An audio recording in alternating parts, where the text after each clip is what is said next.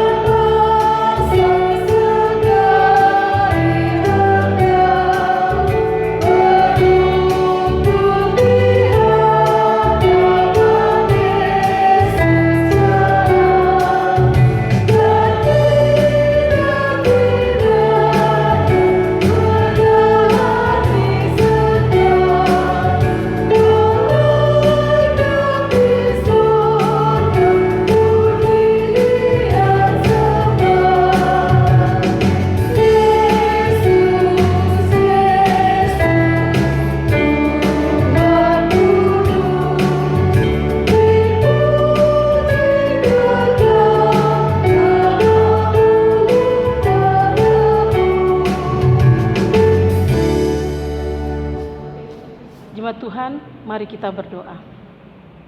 Ya Tuhan, kami berterima kasih karena pada saat ini kami Jemaat GPIB Getsemani dari sektor pelayanan 1 sampai 6 datang bersekutu kepadamu. Serta ibadah ini dari awal hingga akhir hanya dalam nama Tuhan Yesus Kristus. Amin. Mari kita menyanyi dalam Gita Bakti ayat 296 ayat 1 dan 2. Oh alangkah baik dan indahnya.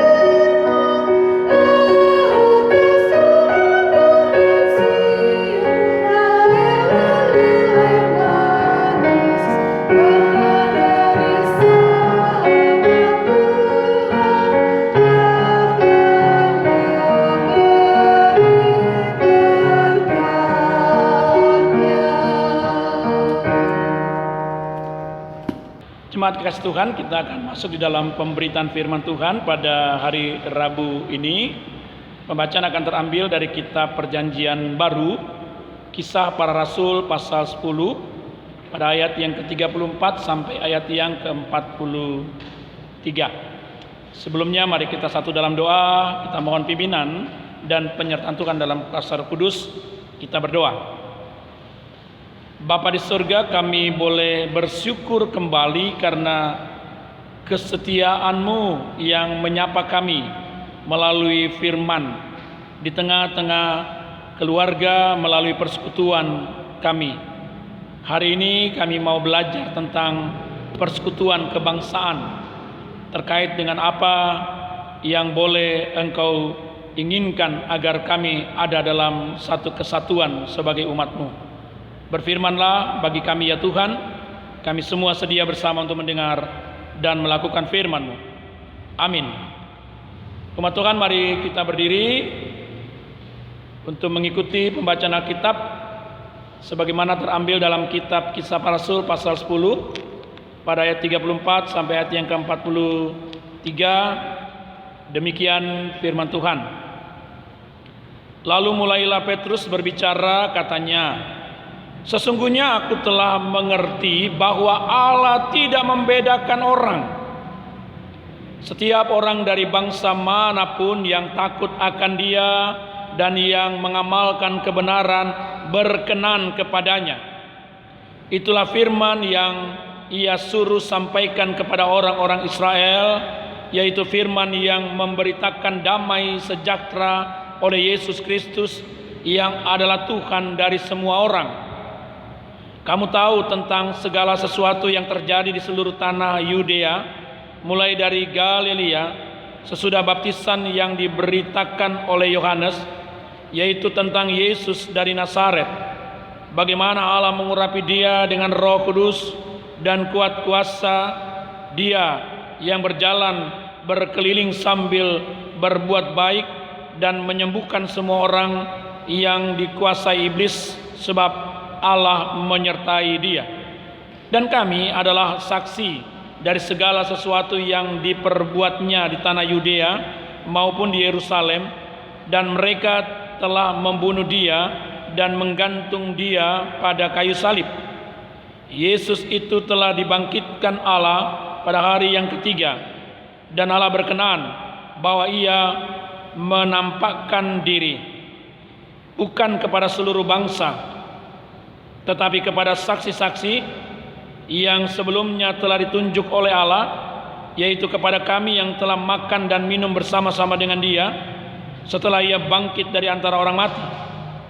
Dan Ia telah menugaskan kami memberitakan kepada seluruh bangsa dan bersaksi bahwa Dialah yang ditentukan Allah menjadi hakim atas orang-orang hidup dan orang-orang mati.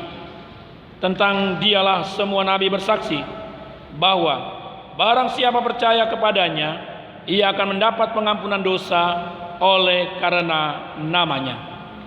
Demikianlah firman Tuhan. Terpujilah Kristus. Haleluya.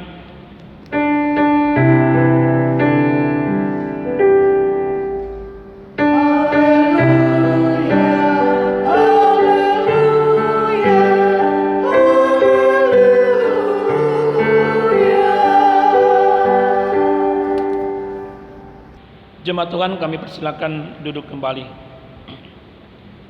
Saudara yang dikasihi oleh Tuhan Yesus Kristus, bahwa 2 hari yang lalu pada tanggal 17 kita sebagai anak bangsa boleh bersyukur karena memperingati peristiwa kemerdekaan Republik Indonesia ke-75.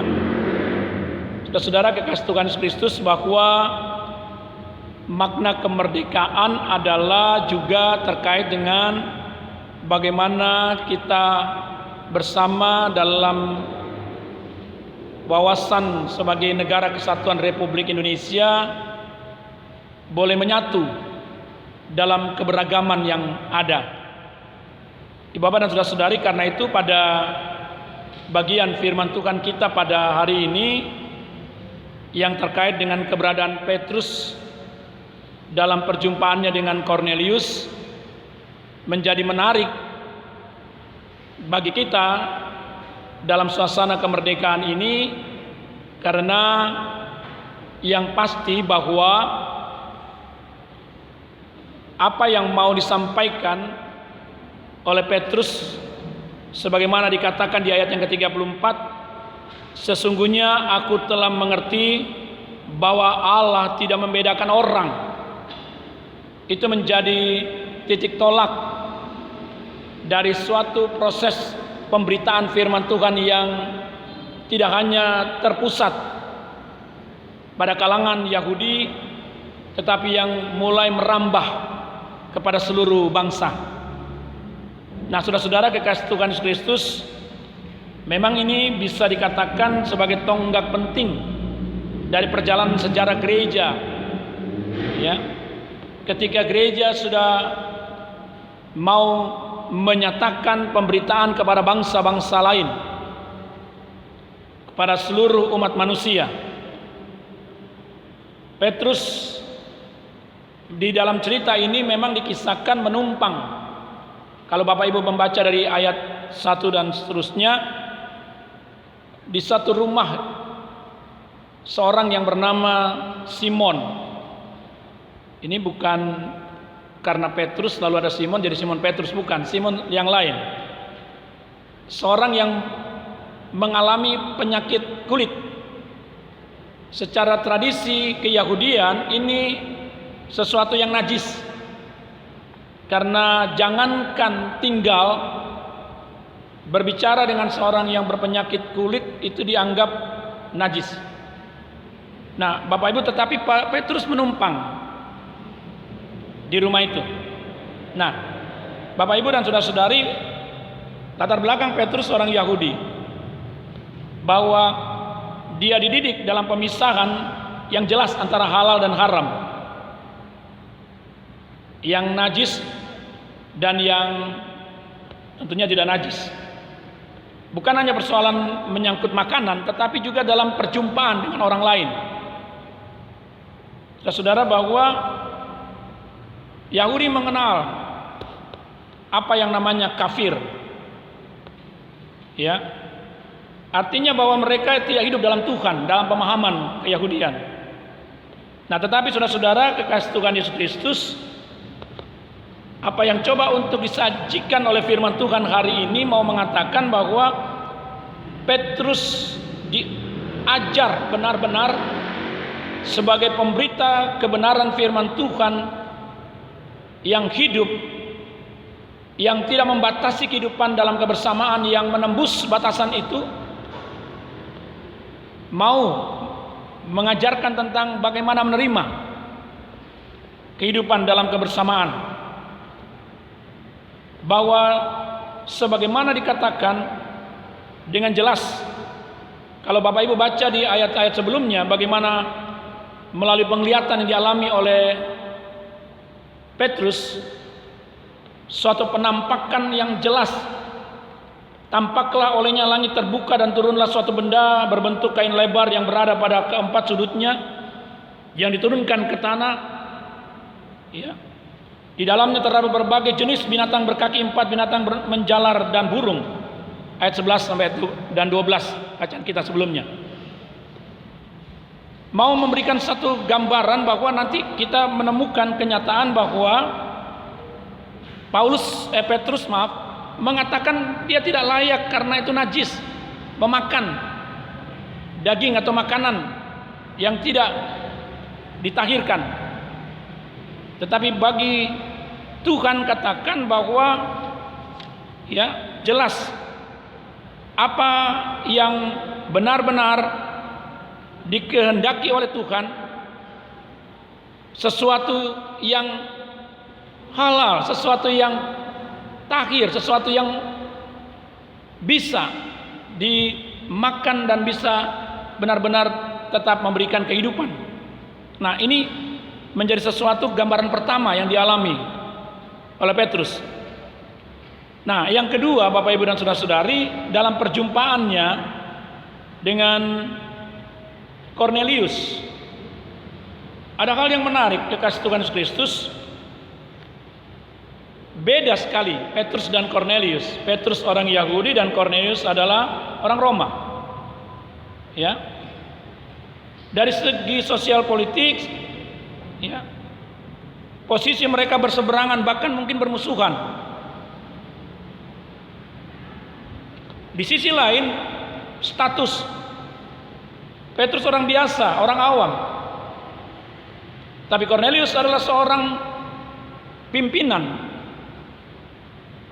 yang kalau kita katakan, kita lihat di ayat 1, di Kaisarea ada seorang yang bernama Kornelius, seorang perwira pasukan yang disebut pasukan Italia, orang terhormat. Nah, Bapak Ibu dan saudara-saudari kekasih Tuhan Yesus Kristus, sudah jelas ada perbedaan yang nampak, benar-benar tidak mungkin mempertemukan mereka. Dari sisi budaya, latar belakang, mereka tidak nampak, tidak sesuatu yang bisa mempertemukan, apalagi dari posisi kedudukan. Nah, tetapi saudara-saudara, ada satu hal yang mempersatukan mereka. Ada satu hal yang mempertemukan mereka. Apa itu dia? Kalau Bapak Ibu baca di awal, ketika Kornelius juga mendapatkan ilham Roh Kudus, Petrus pun menghadapi kenyataan dia mendapatkan ilham Roh Kudus. Yang mempertemukan mereka adalah dalam Roh Kudus. Petrus mendapatkan penglihatan yang aneh, sementara Kornelius mendapatkan, ya, petunjuk untuk pada akhirnya nanti mempertemukan dia dengan Petrus. Nah, Bapak dan saudara-saudari, ini sesuatu yang tentunya kita bisa lihat, perjumpaan itu dalam kebersamaan harus dipahami, dimengerti karena Tuhan, karena Roh Kudus yang berkenan menyatakannya, dan tidak akan pernah membatasi, mengkotak-kotakan kehidupan manusia. Bekerjanya Roh Kudus bukan karena adanya kesamaan, tapi bekerjanya Roh Kudus karena ada perbedaan. Perbedaan itu untuk memperkaya. Memperkaya dalam arti bagaimana hikmat Tuhan mempertemukan berbagai macam cara dan teknik dalam rangka memberitakan firman Tuhan. Betul-betul suatu kekayaan yang luar biasa yang Tuhan nyatakan. Akhirnya memang betul dikatakan bahwa seperti saya bacakan tadi, Petrus katakan, sesungguhnya aku telah mengerti bahwa Allah tidak membedakan orang.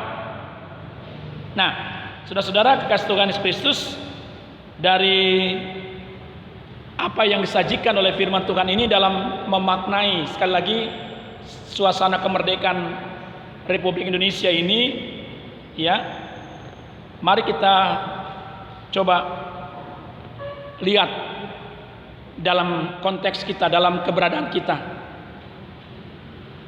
Adakah yang harus kita permasalahkan hanya semata-mata karena ada perbedaan? Adakah sesuatu yang salah kalau kita harus dipertemukan dengan baik pribadi maupun sesuatu yang tidak sama, tidak sesuai,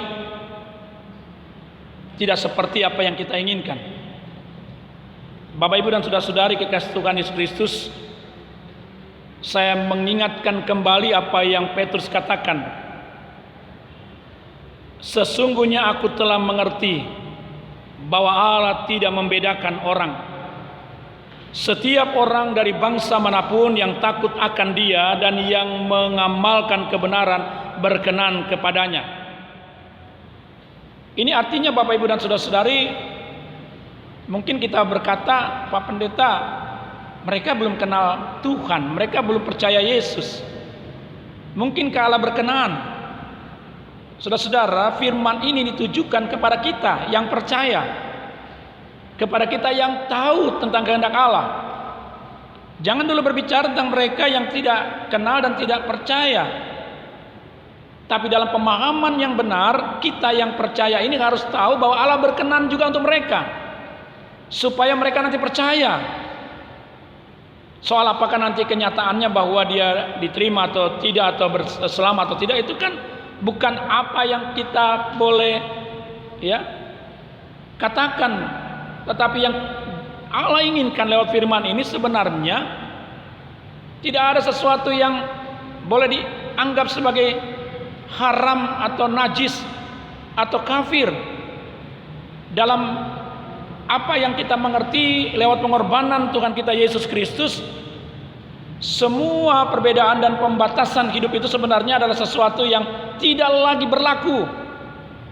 Allah menginginkan semua mengalami keselamatan, dan itu yang harus ada dalam pola pikir kita sebagai orang percaya, sebagai orang beriman. Sekali lagi, jangan sampai kita terpolarisasi dalam bentuk seakan-akan bahwa ada sesuatu yang senantiasa lebih benar daripada yang tidak benar. Kebenaran mau mengatakan bahwa seperti yang dimana Petrus kemudian dapat berjumpa dengan Cornelius, dalam perjumpaan memberitakan kebenaran firman Tuhan. Mari berpikir begini Bapak Ibu, mari merasakan seperti kita sebagai utusan Tuhan. Jangan pernah untuk memberikan pandangan yang negatif terhadap orang, tapi mari kita coba mengatakan bahwa Allah sungguh mengasihi mereka. Allah ingin supaya ada keselamatan dalam Kristus. Itulah yang harus sebenarnya kita benar-benar pahami, sehingga hidup kita tidak hanya berisi dengan hal-hal yang kotor karena berpikir najis, berpikir kafir, berpikir hal-hal yang tidak harusnya tidak ada. Harusnya tidak terjadi seperti itu. Yang ada adalah bagaimana sebagai orang percaya, karena firman Tuhan katakan persekutuan kebangsaan ini dengan perbedaan yang ada, kekayaan yang Tuhan anugerahkan ini membuat kita percaya bahwa Tuhan akan benar-benar hadir dengan pemberitaan keselamatannya bagi semua umat manusia. Nah, inilah yang harus menjadi sukacita kita pada hari ini sebagai umat Tuhan. Ya, tidak ada lagi hal-hal yang harus membatasi kita, tetapi kita pasti percaya bahwa oleh dan dalam firman Tuhan tidak ada yang terbatas. Semua menjadi benar-benar membawa berkat. Kalaupun kenyataannya ada masih hal-hal di mana orang tidak mau menerima, tidak mau tahu, bahkan mungkin melecehkan dan sebagainya, tetap masih dalam pandangan-pandangan yang negatif terhadap kehidupan orang percaya, kita tidak perlu mengambil tindakan bersikap untuk sama seperti mereka, karena itu adalah bagian dari kehendak Tuhan. Kita hanya mengatakan semua harus mengalami sukacita, damai sejahtera. Seperti firman Tuhan katakan hari ini, damai sejahtera Kristus Tuhan harus benar-benar menjadi bagian bagi kita orang percaya. Percayalah, kemerdekaan adalah damai sejahtera yang dari Tuhan. Amin. Jemaat Tuhan, mari kita merespon pemberitaan firman Tuhan pada malam hari ini dengan Kidung Jemaat 282 bait 1 dan bait yang kedua. Seluruh umat Tuhan olehnya dikenal. Segala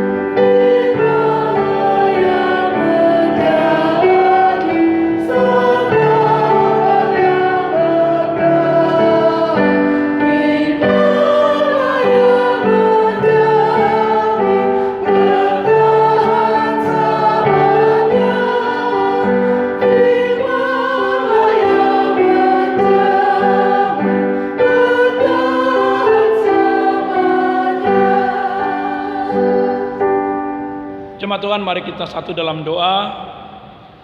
Mari kita berdoa. Bapa di surga, dalam kasih Tuhan Yesus Kristus, terima kasih atas persekutuan yang senantiasa boleh menyapa kami lewat kebenaran kuasa firman Tuhan, yang pada kesempatan pada malam ini Engkau memperdengarkan hal yang terkait dengan suatu persekutuan yang dapat menerima dalam kepelbagaian yang ada. Kami tahu Tuhan, memang kami boleh bersyukur karena Tuhan boleh memberikan kami lagi sebagai bangsa suatu kemerdekaan, negara kesatuan Republik Indonesia yang ke-75. Engkau Tuhan sungguh boleh hadir dan menganugerahkan dengan sepenuhnya kemerdekaan ini. Kami mohon Tuhan, tolonglah agar kami dapat memaknainya dalam kebersamaan. Karena Kau tahu Tuhan, khususnya dalam keadaan sekarang di tengah pandemi COVID-19 yang masih terus berlangsung, sering ada hal-hal yang mau memecah kesatuan kami sebagai suatu anak bangsa. Karena perbedaan pikiran, pendapat dan sebagainya. Karena merasa keterancaman dari pandemi COVID-19 ini, benar-benar Tuhan, seringkali kami berada dalam situasi yang saling mencurigakan atau mencurigai, dan juga perasaan yang tidak tenang. Oleh dan dalam kehendak-Mu, oleh kuasa-Mu, hari ini kami belajar Tuhan, bahwa oleh Roh Kudus Tuhan yang senantiasa akan menjembatani, bahkan akan memberi kami kebebasan dan kemerdekaan untuk hidup dalam kebenaran Tuhan, kami diajar untuk tidak ada di dalam keadaan yang sungguh-sungguh terpecah, atau mungkin hal-hal yang membawa kami kepada yang akan memisahkan hidup dalam kebersamaan. Ampuni kami Bapa. Dan hari ini firman-Mu mau mengajar kami, di dalam Tuhan tidak ada perbedaan. Dan Tuhan menghendaki kami yang percaya, kami yang tahu kebenaran firman-Mu, itulah yang harus mengatakan dan menjelaskan dan memberikan suatu kesaksian hidup bahwa kami akan menerima, mengakui dengan sungguh-sungguh agar kehendak Tuhan nyata dan terjadi. Dan inilah yang kami harapkan, biar itu terjadi bagi negara ini Tuhan, di mana kami percaya bahwa damai sejahtera Tuhan tetap memenuhi hidup rumah tangga, kehidupan kami bersama dalam berbangsa, bernegara, bertanah air, bahkan juga di tengah kehidupan pribadi dan keluarga kami. Terima kasih Tuhan Yesus. Berkati akan kehidupan jemaat-Mu yang bersekutu pada malam ini, di tengah kehidupan mereka masing-masing, dengan semua persoalan pergumulannya. Kami percaya Bapa, firman-Mu tetap akan berbicara untuk menyatakan kehendak yang terbaik. Kalaupun ada yang sakit, mari Tuhan sembuhkan. Kalau ada mereka yang mengalami pergumulan karena pemutusan hubungan kerja, mari Tuhan berikan mereka satu jaminan masa depan hidup bersama dengan Tuhan. Kami berdoa Tuhan berkati akan kehidupan anak-anak kami dalam pendidikan mereka di masa-masa saat ini. Mereka tetap akan melakukan suatu pembelajaran lewat daring. Berikan hikmat, kemudian kepintaran Tuhan, dan memastikan bahwa masa depan hidup mereka ada bersama dengan Tuhan.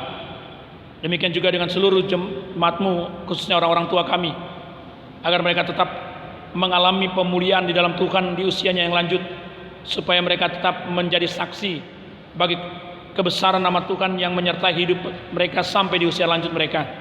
Terima kasih Tuhan Yesus, terima kasih. Engkau berkati akan kehidupan kami semua yang bersekutu pada malam ini. Tuhan sendirilah yang akan menyapa kami dengan kebenaran kuasa firman-Mu, seperti yang dialami oleh Petrus dan Cornelius. Ada Roh Kudus yang senantiasa berbicara untuk membuat kami lebih terbuka dan melihat bahwa kehendak Tuhan akan dinyatakan kepada setiap orang. Terima kasih ya Tuhan. Berkati gereja-Mu dengan semua karya pelayanan yang Tuhan percayakan, terkhusus dalam rangka di mana kami akan melaksanakan proses pemilihan pengurus pelayanan kategorial dan pengadaan pelayanan kategorial untuk pelayanan anak dan persekutuan taruna. Tuhan memberkati semuanya agar berjalan dalam kehendak-Mu. Ini doa kami, ini pinta kami. Terima kasih ya Tuhan. Kami naikkan semuanya dalam Yesus Kristus Tuhan yang mengajar kami berdoa.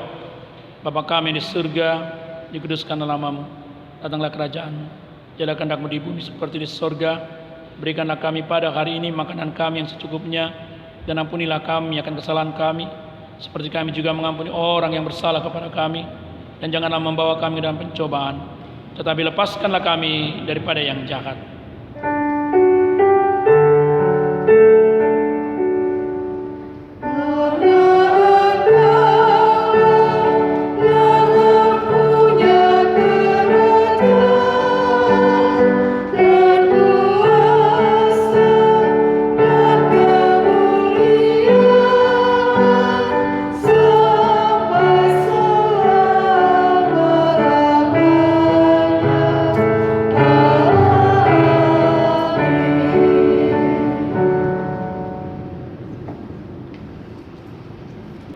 Bapak Ibu jemaat sekalian, marilah kita menyampaikan persembahan sebagai ungkapan syukur atas semua berkat Tuhan di dalam kehidupan kita.